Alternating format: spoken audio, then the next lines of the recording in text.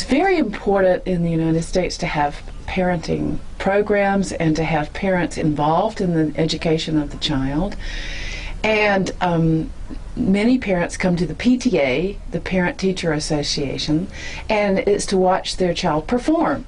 So they bring them and they put them on a stage, and they're all, you know, dancing or singing or playing an instrument. And then after they perform, then the students go back home with the parents, and the parents talk about what a good job they did, but then they turn on the TV and they watch TV and from 8 until 10 at night, and the parents will have their glass of wine, or they'll have their toddy with their alcohol, and then the student will go into their room and watch their TV or play their Nintendo, or text message someone, or watch a video on their computer. But there's no sense of interaction and appreciation and sharing of inner space.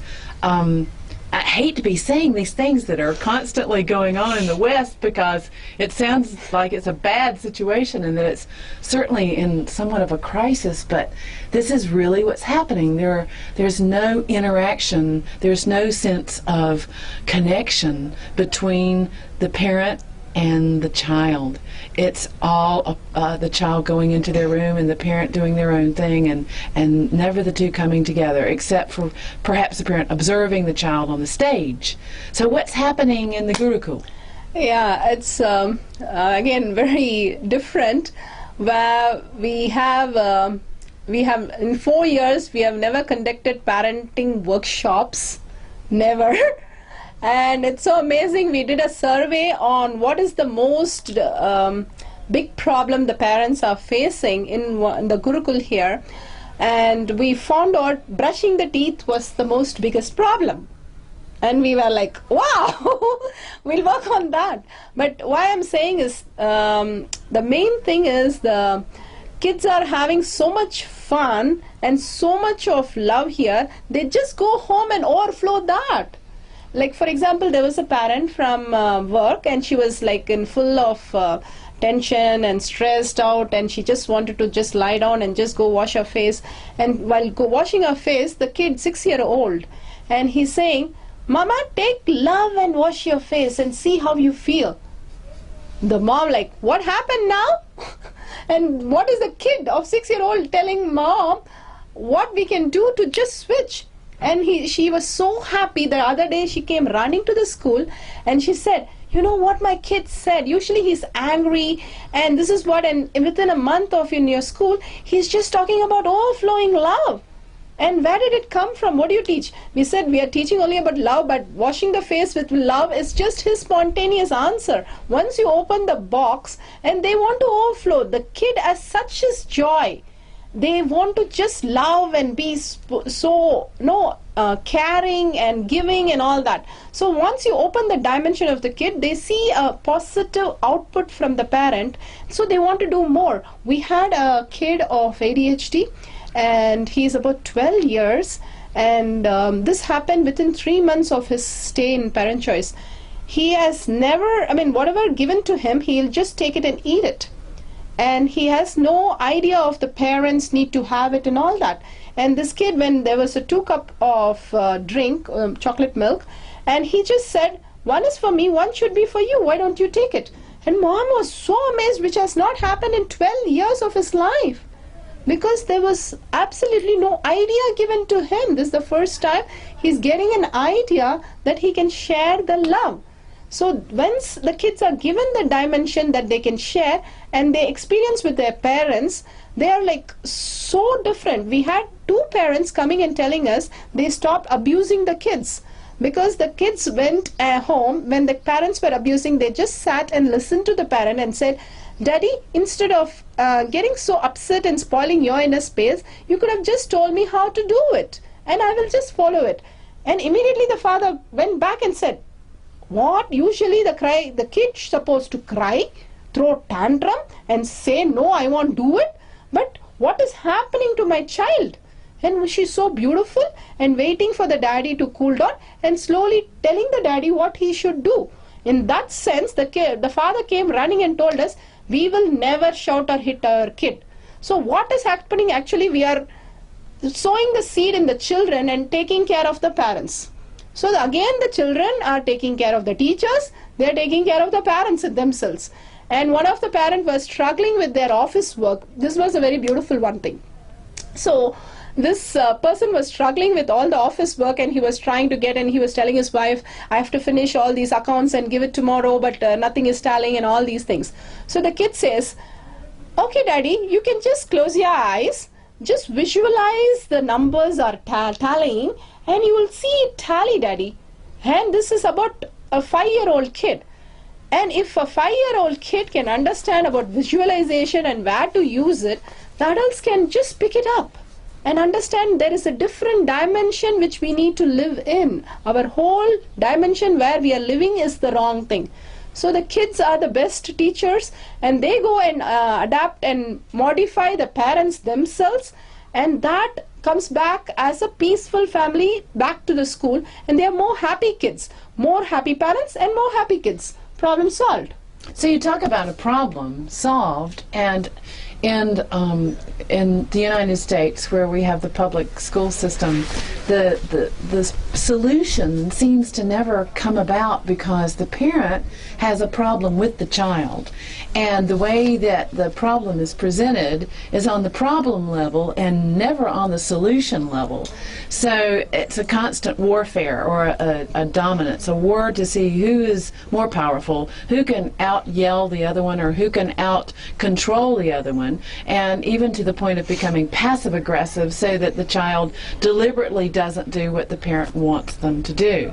Then the parent comes in for a conference with the teacher, and the teacher is pulling her hair out, and she's upset because things aren't working out, but the parents are pulling their hair out too because they don't know what to do. So where is the solution? Nobody has the solution. So it sounds like the inner space, getting the child having that kind of inner space that's solution focused and full of life and love and energy and vitality, and the parent sharing that with the child, makes the perfect world. So let's create it. What happens is, for example, the curriculum.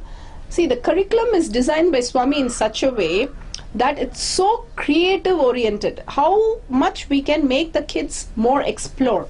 So what happens, the kid comes from a regular school, and they are like just able to get a grade, or just bare minimum in their maths or science and all that.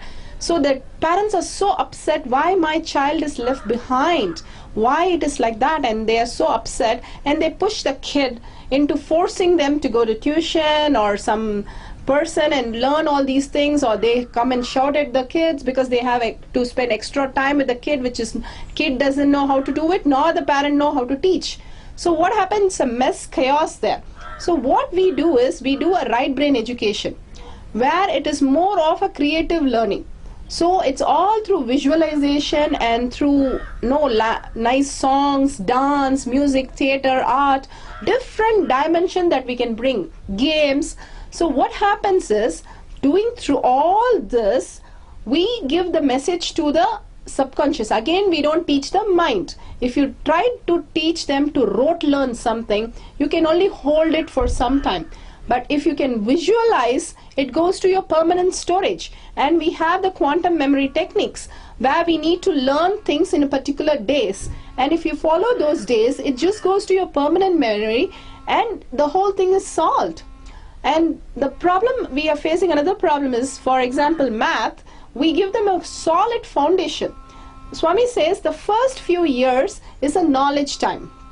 And then we have the understanding time. All the subject need to be in understanding phase for the primary, and then applying stage for the secondary. But in the math, it is followed like that. For example, we deal with the numbers, number names and everything, and then we go to addition, subtraction in the primary, and then the trigonometry, algebra in the secondary. It's beautifully structured.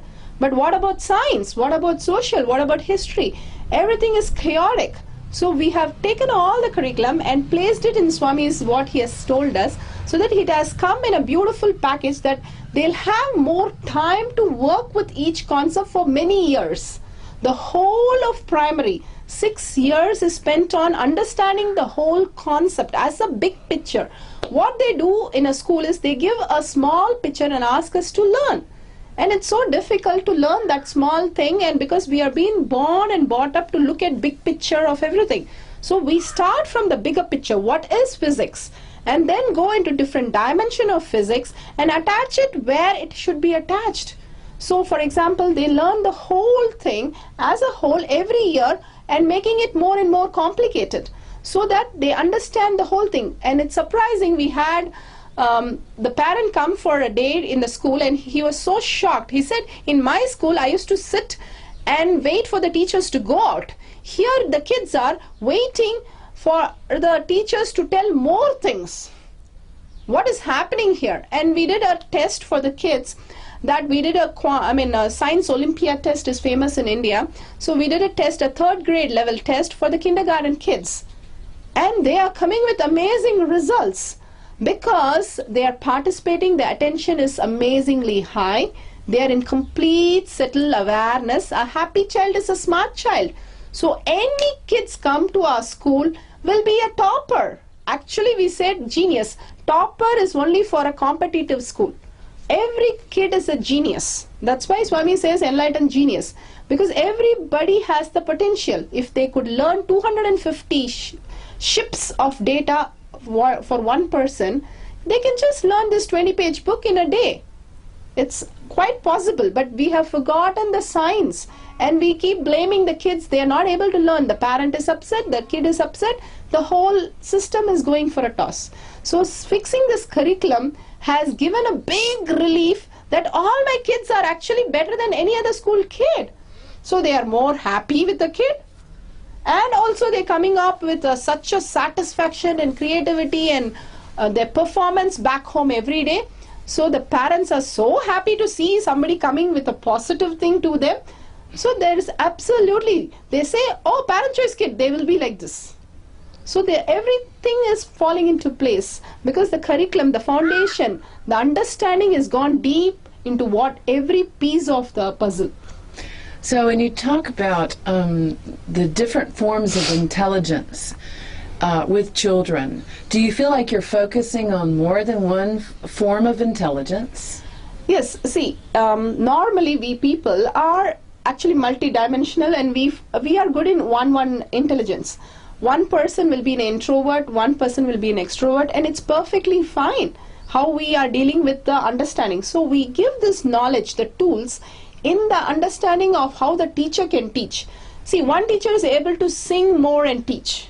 One teacher is able to draw more pictures and teach. One is able to dramatize. Like that, if the teachers come out their dimension and the kids, each one will be in their dimension, they catch one of the teachers and they start flourishing. How you learn doesn't matter. How you use the tool. You can use the spanner in different thing with wood, or making some art and craft. You can use it for different purpose. So that is where we give the idea, and so they become dynamically intelligent.